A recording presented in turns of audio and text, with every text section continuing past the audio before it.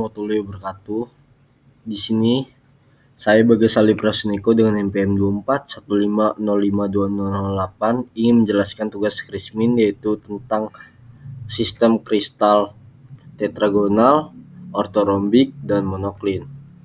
Oke, kita jelaskan dulu dari awal. Mineral adalah zat padat alami yang terbentuk melalui proses geologis tanpa campur tangan manusia.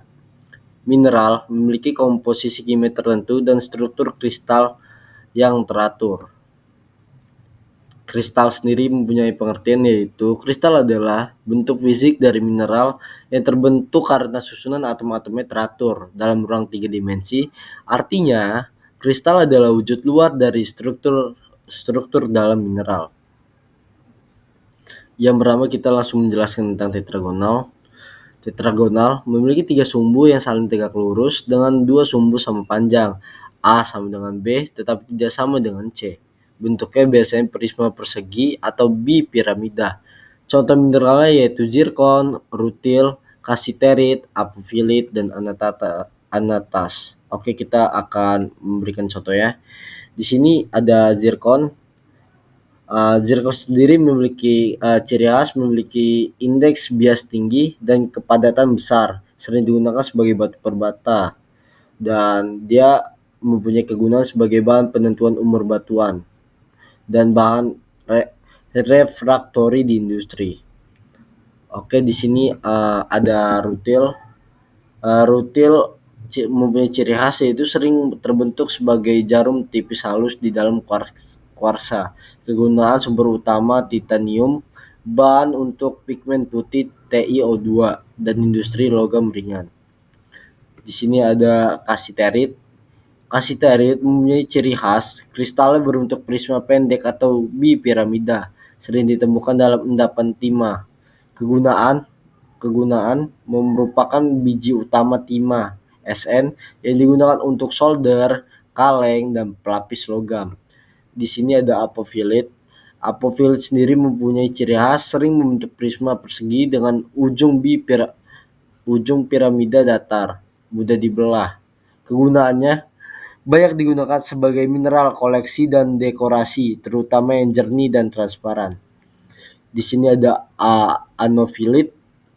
Anophyllite sendiri mempunyai ciri khas bentuk kristalnya seperti serat panjang atau kolom ramping, mirip mineral amfibo lain, dan mempunyai kegunaan ditemukan di batuan metamorf dan batuan beku ultrabasa, berperan dalam studi geotermal. Oke, selanjutnya kita akan menjelaskan sistem kristal, yaitu ortorombik. Ortorombik sendiri memiliki 3 sumbu berbeda panjang. A tidak sama dengan B, dan B juga pun tidak sama dengan C, dan saling tegak lurus. Bentuknya umum prisma panjang atau bipiramida memanjang. Contohnya mineralnya seperti topas, olivin, barit, kyanit, dan sulfur. Oke, kita akan berikan salah satu contoh ya. Ini ada contohnya, ada topas. Topas sendiri mempunyai ciri khas memiliki belahan sempurna dan kejernihannya tinggi, sering terbentuk dalam rongga pegmatit atau batu granit. Kegunaannya, batu permata populer juga menjadi indikator kondisi fluida panas pada batu beku. Di sini ada olivin. Olivin mempunyai ciri khas umumnya butiran granular, sering ditemukan pada batuan ultrabasa seperti diperidotit dan basal. Gunaannya digunakan dalam industri refraktori, dan bentuk jernihnya dikenal sebagai batu peridot permata. Oke, di sini ada barit.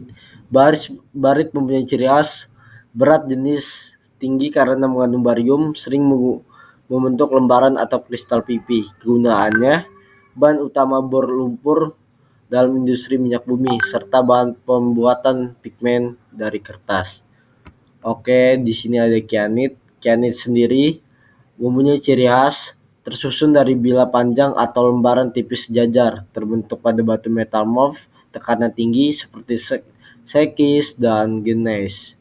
Kegunaannya digunakan untuk refraktori, keramik industri, dan penentu kondisi metamorf dimorfisme batuan. Di sini ada sulfat. Sulfat mempunyai ciri khas tersusun dari ion sulfat SO4 2- yang berikatan dengan logam seperti Ca, Ba, atau Sr.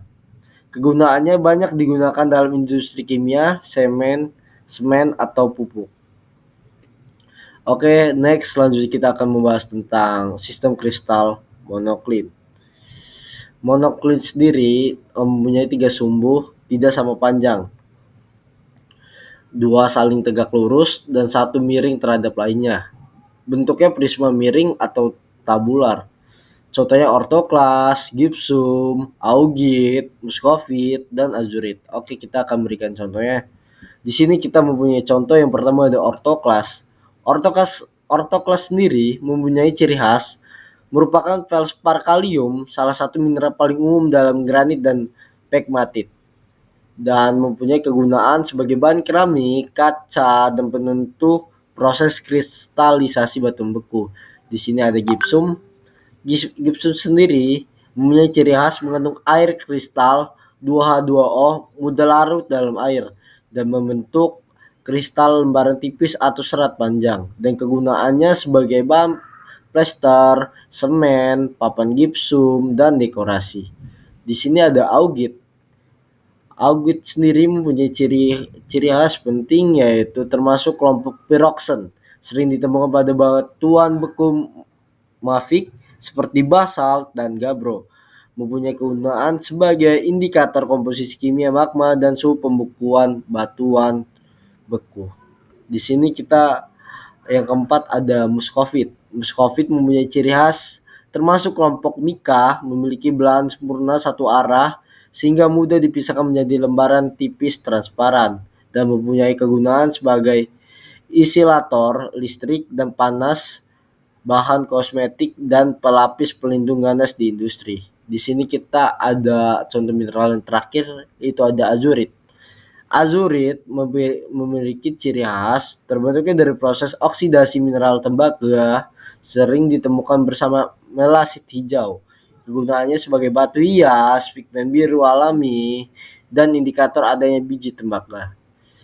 Kesimpulan pada yang saya telah jelaskan, jadi ini adalah contoh-contoh kristal yang membentuk suatu mineral, dan mereka mempunyai ciri khas sendiri dan mempunyai karakteristik sendiri.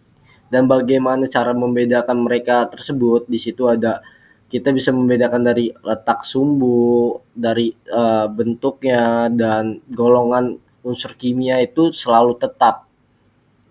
Oke, sekian dari saya. Assalamualaikum warahmatullahi wabarakatuh.